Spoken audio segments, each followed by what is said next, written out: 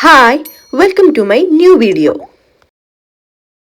തംബ്നെയിലിൽ കണ്ടതുപോലെ നമ്മൾ നാട്ടിൽ നിന്ന് UK തിരിച്ചു പോവാണ്. കുറെ നാൾക്ക് ശേഷം നാട്ടിൽ നിന്ന് പോകുന്നതുകൊണ്ടായിരിക്കാം എത്ര അറേഞ്ച് ചെയ്തിട്ടും അതങ്ങോട്ട് ശരിയാവുന്നില്ലായിരുന്നു. പിന്നെ കുറച്ചു നേരം വീട്ടിലൊക്കെ വിളിച്ച് ഒന്ന് റിലാക്സ് ആയതിനു ശേഷം വീണ്ടും പെട്ടി പാക്ക് ചെയ്യാൻ ഇറങ്ങി.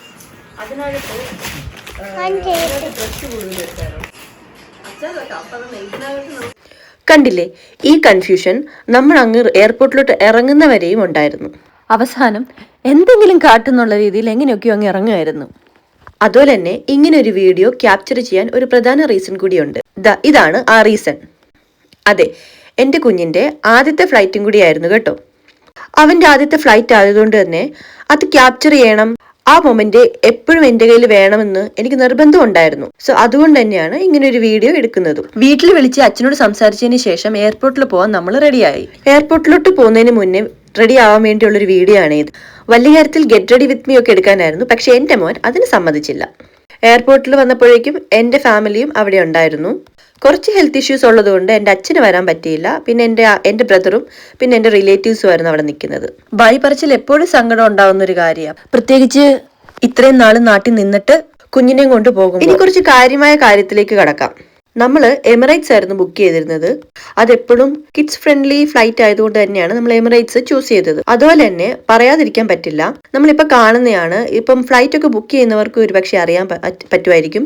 നമ്മൾ ഫ്ലൈറ്റ് ബുക്ക് ചെയ്യുമ്പോൾ സീറ്റിന് എക്സ്ട്രാ എമൗണ്ട് പേ ചെയ്യേണ്ടി വരും. പക്ഷേ അത് ഇവിടെ കണ്ടില്ല കേട്ടോ. ഈ എമിറേറ്റ്സിന് ബുക്ക് ചെയ്തപ്പം നമുക്ക് അങ്ങനെ എക്സ്ട്രാ പേയ്മെന്റ് ചെയ്യേണ്ടി വന്നില്ല. അതുപോലെ തന്നെ ബേബിക്ക് വേണ്ടി നമ്മൾ സെലക്ട് ചെയ്തപ്പോൾ അവർ ഡയറക്റ്റ് ആയിട്ട് തന്നെ നമുക്ക് ബാസ്നെറ്റ് സീറ്റും ബുക്ക് ചെയ്തു തന്നു. പിന്നെ വേറൊരു യൂസ്ഫുൾ തിങ് എന്താന്ന് വെച്ച് കഴിഞ്ഞാൽ, നമ്മൾ അവരെ വിളിച്ച് കോണ്ടാക്ട് ചെയ്തിട്ട് നമുക്ക് വേണമെങ്കിൽ പ്രയോറിറ്റി സീറ്റ് ബുക്ക് ചെയ്യാം. അതായത് നമുക്ക് വിൻഡോ സീറ്റ് വേണമെങ്കിലോ നമുക്ക് അയൽ സീറ്റ് വേണമെങ്കിലോ നമുക്ക് വിളിച്ചിട്ട് ബുക്ക് ചെയ്യാൻ സാധിക്കും. ഓക്കെ, ഇത് അത്ര അതവിടെ നിൽക്കട്ടെ. ഇനി നമുക്ക് വീഡിയോയിലേക്ക് വരാം. ആക്ച്വലി ഈ കങ്കാരു ബാഗ് അന്ന് അവനെ ആദ്യമായിട്ടായിരുന്നു ഇടിയിച്ചിരുന്നത്. നമുക്ക് പറ്റിയ ഒരു അബദ്ധം എന്താന്ന് വെച്ചാൽ അതിന് മുന്നേ അവനെ അതിലിരുത്തി ഒന്ന് ട്രൈ ചെയ്ത് പോലും. സോ അതിൻ്റെതായിട്ടുള്ള എല്ലാ ബുദ്ധിമുട്ടുകളും അവൻ കാണിക്കുകയും ചെയ്തു. സച്ചു ഈ നിൽക്കുന്നത് നമ്മുടെ സ്ട്രോളർ ചെക്ക് ഇൻ ചെയ്ത് കയറ്റി വിടാൻ വേണ്ടിയാണ്. ഞാൻ ഒരുപാട് വീഡിയോസിൽ കേട്ടിട്ടുണ്ട്, സ്ട്രോളർ നമുക്ക് തിരിച്ചു കിട്ടുമ്പോഴേക്കും അത് നശിച്ചായിരിക്കും നമുക്ക് കയ്യിലോട്ട് കിട്ടുന്നത്. പക്ഷെ എനിക്ക് അങ്ങനെ ഒരു അനുഭവം ഉണ്ടായിട്ടില്ല. ഈ ടോപ്പിക്കിനെ പറ്റി ഞാൻ കുറച്ചുകൂടെ വിശദമായിട്ട് പറയാം. അതിനു മുന്നേ ഞാൻ ഈ ഇരിക്കുന്നത് ഫീഡിംഗ് റൂമിലാണ്. എയർപോർട്ടിൽ കയറിയതിന് ശേഷം ഞാൻ ആദ്യം നോക്കിയത് കുഞ്ഞുങ്ങൾക്ക് ഫീഡ് ചെയ്യാൻ പറ്റിയ ഒരു റൂം ഉണ്ടോന്നായിരുന്നു. കുറെ തപ്പിയതിന് ശേഷം ഒരെണ്ണം മാത്രമേ എന്റെ കണ്ണിൽ പെട്ടുള്ളൂ. ഒന്നുള്ളതിന്റെ ആയിട്ടുള്ള ബുദ്ധിമുട്ടുണ്ടായിരുന്നു, കാരണം കുറെ നേരം വെയിറ്റ് ചെയ്തിട്ടാണ് എനിക്ക് കയറാൻ പറ്റിയത്. പക്ഷെ കയറി കഴിഞ്ഞ് കഴിഞ്ഞപ്പം അത്യാവശ്യം വൃത്തിയും കാര്യങ്ങളും എല്ലാം ഉണ്ടായിരുന്നു, സൗകര്യങ്ങളും ഉണ്ടായിരുന്നു. പിന്നീട് ഫുഡൊക്കെ കഴിച്ചിട്ട് നമ്മൾ പയ്യെ ഗേറ്റിലേക്ക് നടന്നു. സത്യം പറഞ്ഞു കഴിഞ്ഞാൽ ഞാൻ നല്ല എക്സൈറ്റഡ് ആയിരുന്നു. കാരണം ഹാരുവിൻ്റെ ആദ്യത്തെ ഫ്ലൈറ്റ്, പിന്നെ എൻ്റെ ഡെലിവറി കഴിഞ്ഞ് കഴിഞ്ഞിട്ടുള്ള ആദ്യത്തെ ട്രാവലിങ്, പിന്നെ കുഞ്ഞ് ആദ്യമായിട്ട് ഫ്ലൈ ചെയ്യുമ്പോഴത്തേക്കിനും അവൻ്റെ ഫസ്റ്റ് ഫ്ലൈറ്റ് സർട്ടിഫിക്കറ്റ് കിട്ടുമോ, അതിൻ്റെയൊക്കെ കാര്യങ്ങൾ എങ്ങനെയാകും എന്താകും എന്നൊക്കെ ഉള്ളതിൻ്റെ ഒരു ഇതുണ്ടായിരുന്നു. അതുപോലെ തന്നെ ഞാൻ നോട്ടീസ് ചെയ്ത വേറൊരു കാര്യം എന്താന്ന് വെച്ച് കഴിഞ്ഞാൽ, നമ്മൾ ട്രിവാൻഡ്രത്തു നിന്നായിരുന്നു ഫ്ലൈറ്റ് എടുത്തത്. അവരുടെ സർവീസ് പറയാണ്ടിരിക്കാൻ പറ്റില്ല. കുഞ്ഞുങ്ങളെ കൊണ്ട് വരുന്നവർക്ക് അവർ നല്ല പ്രയോറിറ്റി തരുന്നുണ്ടായിരുന്നു. അതൊരു വലിയ നല്ല കാര്യമായിട്ട് തന്നെയാണ് എനിക്ക് തോന്നിയത്.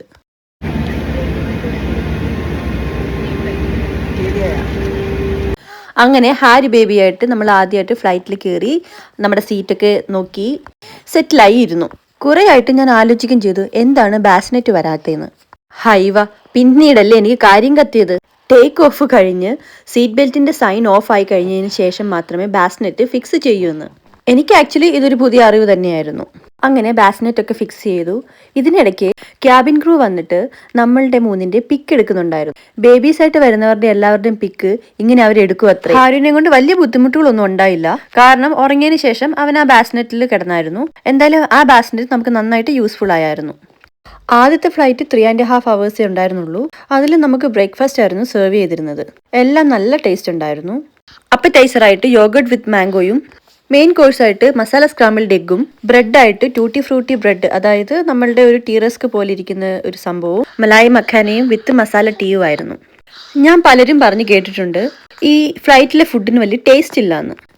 സത്യം പറഞ്ഞു കഴിഞ്ഞാൽ എന്താണെന്നറിയില്ല, എനിക്ക് ഈ ഫ്ലൈറ്റിലെ ഫുഡ് ഭയങ്കര ഇഷ്ടമാണ്. സത്യം പറഞ്ഞു കഴിഞ്ഞാൽ ഞാനിങ്ങനെ വെയിറ്റ് ചെയ്തിരിക്കും ഫുഡിന് വേണ്ടി. ഫുഡൊക്കെ കഴിച്ചു കഴിഞ്ഞ് ഇങ്ങനെ ഇരുന്നപ്പം വീണ്ടും ക്യാബിൻ ക്രൂ വന്നിട്ട് ഇതുപോലെ കുഞ്ഞു കുഞ്ഞു ഗിഫ്റ്റുകൾ കൊണ്ടു തന്നു. ബേബീസുമായിട്ട് വരുന്നവർക്ക് ഇതും ഉണ്ടത്രേ. പക്ഷേ ഇതിലൊരു പ്രശ്നം എന്താന്ന് വെച്ച് കഴിഞ്ഞാൽ, ഞാൻ പറഞ്ഞില്ലേ നമ്മളുടെ ഒക്കെ ഫോട്ടോ എടുത്തു എന്ന്, അത് ഞാനും സച്ചും ഇറങ്ങുന്നതിൻ്റെ ധൃതിയിൽ ആദ്യത്തെ ഫ്ലൈറ്റിന് എടുക്കാൻ മറന്നുപോയി. അത് സത്യം പറഞ്ഞാൽ എനിക്ക് നല്ല വിഷമം ഉണ്ടായിരുന്നു. പക്ഷേ നമുക്ക് സെക്കൻഡ് ഫ്ലൈറ്റും എമിറേറ്റ്സിൻ്റെ തന്നെ ആയതുകൊണ്ട് ഇതേ സെയിം രീതി, അതായത് ഗിഫ്റ്റും പ്ലസ് ഫോട്ടോസും എല്ലാം ഉണ്ടായിരുന്നു. അതുകൊണ്ട് ഒരു സെറ്റ് ഫോട്ടോ നമ്മുടെ കയ്യിൽ ഇരിപ്പുണ്ട്. പക്ഷെ ഒരു സെറ്റ് അത് മിസ്സായി. എന്തായാലും എന്തെങ്കിലുമൊക്കെ തന്നെ കിട്ടിയല്ലോ, അത് തന്നെ വലിയ കാര്യം. Something is better than nothing എന്നല്ലേ. അതുപോലെ തന്നെ നമുക്കിനി നെക്സ്റ്റ് ഫ്ലൈറ്റിന് ആക്ച്വലി 1.5 hour എന്തോ ലേവറേ ഉണ്ടായിരുന്നുള്ളൂ. പക്ഷേ അന്ന് എന്തോ മിസൈൽ ഇഷ്യൂസ് ഉള്ളത് കൊണ്ട് 8:45 എടുക്കേണ്ട ഫ്ലൈറ്റ് 10:45 കഴിഞ്ഞപ്പോഴത്തേക്കിനുമാണ് എടുത്തത്.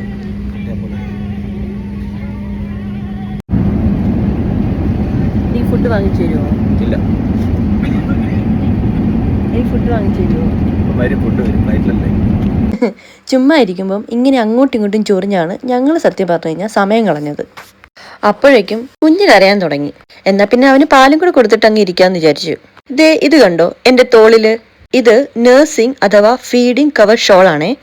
ഇത് സത്യം പറഞ്ഞു കഴിഞ്ഞാൽ ഫീഡ് ചെയ്യുമ്പോഴത്തേക്കിനും നമ്മൾക്ക് ശരിക്കും യൂസ്ഫുൾ ആയിട്ടുള്ളൊരു കാര്യമാണ്.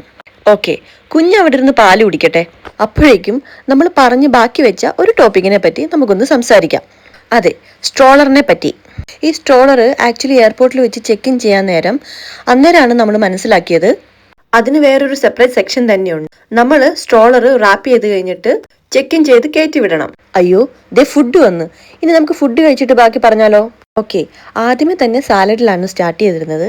പിന്നീട് മെയിൻ കോഴ്സായിട്ട് ബട്ടർ ചിക്കനും പിന്നെ ബണ്ണും ഉണ്ടായിരുന്നു.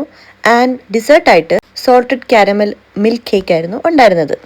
ഇതൊരു നല്ല ലോങ് ഫ്ലൈറ്റ് ആയതുകൊണ്ട് ഇതിനിടയ്ക്ക് നമുക്ക് അങ്ങനെ ഇരിക്കുമ്പോൾ സ്നാക്സും പിന്നെ വൈറ്റ് ചോക്ലേറ്റും ഒക്കെ കൊണ്ട് തന്നിട്ടുണ്ടായിരുന്നു. അതുകൊണ്ട് തന്നെ നല്ലൊരു എൻ്റർടൈൻമെൻറ്റും ആയിരുന്നു. ഓക്കെ, ഇനി നമുക്ക് ആ സ്ട്രോളറിൻ്റെ ബാക്കി പറയാം. നാട്ടിൽ വെച്ച് ഈ സ്ട്രോളർ നമുക്ക് കൊണ്ടുപോകണോ വേണ്ടയോ എന്ന് നല്ലൊരു ഡൗട്ടായിരുന്നു. ആ സമയത്ത് നമ്മൾ എയർലൈൻസുമായിട്ട് കോൺടാക്ട് ചെയ്തപ്പോഴാണ് അറിഞ്ഞത് ഈ നമ്മളുടെ ലഗേജ് അല്ലാതെ എയ്തർ കാർ സീറ്റോ അല്ലെങ്കിൽ സ്ട്രോളറോ നമുക്ക് ഫ്രീ ആയിട്ട് കൊണ്ടുപോകാമെന്ന്. ആഹാ, അതിപ്പോൾ ലാഭമായല്ലോ. അങ്ങനെയാണ് നമ്മൾ ലഗേജിൻ്റെ കൂടെ കയറ്റി വിട്ടത്. ആൻഡ് UK എത്തിയപ്പോൾ നല്ല സേഫായിട്ട് തന്നെയായിരുന്നു നമുക്ക് കയ്യിലോട്ട് കിട്ടിയത്. സെക്കൻഡ് ഫ്ലൈറ്റിൽ കുറച്ചേറെ ടൈം ഉള്ളത് കൊണ്ട് കുഞ്ഞ് ട്രാവൽ ചെയ്ത് മടുത്തത് കൊണ്ടാവാം ബാസ്നെറ്റ് വർക്കായില്ല. അവൻ കൂടുതലും നമ്മളുടെ കയ്യിൽ തന്നെയായിരുന്നു ഇരുന്നത്. ഒരു കാര്യം കൂടെ ഞാൻ മെൻഷൻ ചെയ്തോട്ടെ. നമുക്ക് എമിറേറ്റ്സിൽ നിന്ന് ക്യാബിൻ ക്രൂ തന്നെ വന്ന് ഫസ്റ്റ് ഫ്ലൈറ്റ് സർട്ടിഫിക്കറ്റ് പ്രൊവൈഡ് ചെയ്തായിരുന്നു. പിന്നെ അച്ഛനും മോനും കൂടെ തകൃതിയായിട്ടിരുന്ന് വായ്നോട്ടമൊക്കെ കഴിഞ്ഞ് കഴിഞ്ഞപ്പോഴത്തേക്കിനും നമുക്ക് അടുത്ത മീൽ വന്നു. പിസയും സെക്കൻഡ് ഓപ്ഷൻ ആയിട്ട് നമുക്ക് ടോസ്റ്റഡ് സ്മോക്ഡ് ടർക്കി സാൻഡ്വിച്ചും ആയിരുന്നു. ഞാൻ പിസയായിരുന്നു ഓർഡർ ചെയ്തിരുന്നത്. സത്യം പറഞ്ഞു കഴിഞ്ഞാൽ സച്ച് ഓർഡർ ചെയ്ത സാൻഡ്വിച്ച് ആയിരുന്നു അടിപൊളി. അല്ലെങ്കിൽ ഇത് എപ്പോഴും ഇങ്ങനെ തന്നെയാണ് സംഭവിക്കുന്നത്. ഞാൻ എന്ത് ഓർഡർ ചെയ്താലും അത് ഫ്ലോപ്പ് ആവും, സച്ച് എന്ത് ഓർഡർ ചെയ്താലും അത് അടിപൊളിയും. അതുകൊണ്ട് തന്നെ സച്ചു എപ്പോഴും എൻ്റെ അടുത്ത് പറയും, നീ ആദ്യം ഓർഡർ ചെയ്യ്, അതിൻ്റെ ഓപ്പോസിറ്റ് ഞാൻ ഓർഡർ ചെയ്യുന്നുള്ളെന്ന്. സത്യം പറഞ്ഞു കഴിഞ്ഞാൽ ആ പിസ കഴിച്ചിട്ടുള്ള എൻ്റെ ദയനീയമായ ഇരിപ്പ് കണ്ടിട്ട് സച്ചുവായിട്ട് തന്നെ പറഞ്ഞതാ, എങ്കിൽ നീ സാൻഡ്വിച്ചും കൂടെ കഴിച്ചോളെ. എന്തായാലും ഞാൻ രണ്ടീന്നും കഴിച്ചു. ഈ സമയത്ത് കുഞ്ഞ് നല്ല ഉറക്കമായിരുന്നു കേട്ടോ. നമ്മൾ അവനെ ബാസ്നറ്റ് കിടത്തിയിട്ടാണ് ആഹാരമൊക്കെ കഴിച്ചത്. ഇതെല്ലാം കഴിഞ്ഞ് നമുക്ക് ഒരു ചോക്ലേറ്റ് ബ്രൗണിയും കൂടെ കിട്ടിയായിരുന്നു. അതും കഴിച്ചു കഴിഞ്ഞിട്ട് പിന്നെ ഞാനൊരു കോളയും കൂടെ കുടിച്ചു. എന്നിട്ടാണ് ഞാൻ ഈ കലാപരിപാടികൾ അവസാനിപ്പിച്ചത്. അപ്പോഴേക്കും തന്നെ ഏറെക്കുറെ നമുക്ക് ലാൻഡ് ചെയ്യാനൊക്കെ സമയമായിരുന്നു. ഒരു കാര്യം ഞാൻ ആദ്യം ഒരു കാര്യം മെൻഷൻ ചെയ്തില്ലായിരുന്നോ, ട്രിവാൻഡ്രത്തെ എയർപോർട്ടിലെ സർവീസസിനെ പറ്റി. അത് കമ്പയർ ചെയ്യേണ്ട ഒരു കാര്യം തന്നെയാണ്. എന്താന്ന് വെച്ച് കഴിഞ്ഞാൽ ട്രിവാൻഡ്രത്ത് കുട്ടികളുള്ളത് കൊണ്ട് നമുക്ക് അത്യാവശ്യം നല്ല രീതിയിൽ പ്രയോറിറ്റി തന്നിരുന്നു. പക്ഷെ UK എത്തിക്കഴിഞ്ഞപ്പോഴത്തേക്കിനും ജസ്റ്റ് ഓപ്പോസിറ്റ് ആയിരുന്നു. എൻ്റെ അടുത്ത് കുഞ്ഞുമായിട്ട് പോയി എവിടെയെങ്കിലും പോയി ഇരിക്കാൻ പറഞ്ഞു. പക്ഷെ ഹസ്ബൻഡിൻ്റെ അടുത്ത് ക്യൂയിൽ നിൽക്കാൻ പറഞ്ഞു. പക്ഷേ ഒരു കാര്യം ഓർക്കണം, ഈ തലേദിവസമേ നമ്മൾ ട്രാവൽ ചെയ്ത് കുഞ്ഞാകെ ടയേർഡാണ്. എന്തെങ്കിലും വഴിയുണ്ടോയെന്നറിയാൻ ഞാൻ അവിടുത്തെ ഓഫീസറുമായിട്ട് സംസാരിച്ചപ്പോഴത്തേക്കിനുമാണ് അവർ നമ്മളോട് പറഞ്ഞത്, ഒന്നെങ്കിൽ നമ്മൾ ടിക്കറ്റ് ബുക്ക് ചെയ്യുന്ന സമയത്ത് അതിൽ പെയ്ഡ് ഫാസ്റ്റ് ട്രാക്ക് എന്ന ഓപ്ഷൻ ഉണ്ട്, അത് നമ്മൾ ചൂസ് ചെയ്യുമായിരുന്നെങ്കിൽ നമുക്ക് ഈ ക്യൂയിൽ നിൽക്കണ്ടായിരുന്നു എന്ന്. സത്യം പറഞ്ഞു കഴിഞ്ഞാൽ അതിനെപ്പറ്റി നമുക്ക് ഒരു ധാരണയില്ലായിരുന്നു. ഉണ്ടായിരുന്നെങ്കിൽ നമ്മൾ അതേ ചൂസ് ചെയ്യത്തുള്ളായിരുന്നു. സോ ഇനിയെങ്കിലും ഇൻഫെൻറ്റുമായിട്ട് ആരെങ്കിലും ട്രാവൽ ചെയ്യുന്നുണ്ടെങ്കിൽ ഇങ്ങനൊരു ഓപ്ഷൻ ഉള്ളത് എല്ലാവരും ഓർമ്മയിൽ സൂക്ഷിക്കുക. അതിനുശേഷം നമ്മൾ ഇതാ വീട്ടിലെത്തി. ആദ്യം കുഞ്ഞിനെയും കൊണ്ട് സച്ച് തന്നെയാണ് കയറിയത്. ഞാൻ പറഞ്ഞിട്ടാണ് അങ്ങനെ തന്നെ മതിയെന്നായിരുന്നു എൻ്റെ ആഗ്രഹം. അതിനുശേഷം റൂമിൽ സച്ചു പറഞ്ഞു കുഞ്ഞിനെയും കൊണ്ട് കയറാൻ. ഞാൻ നല്ല രീതിയിൽ സർപ്രൈസ് ആയി. കാരണം ഒരു ചെറിയ വെൽക്കമിങ് ബോർഡും ഒക്കെ ഉണ്ടായിരുന്നു. That was actually so cute. അതായിരുന്നു ശരിക്കും ഞാൻ നല്ല രീതിയിൽ ഹാപ്പിയായി.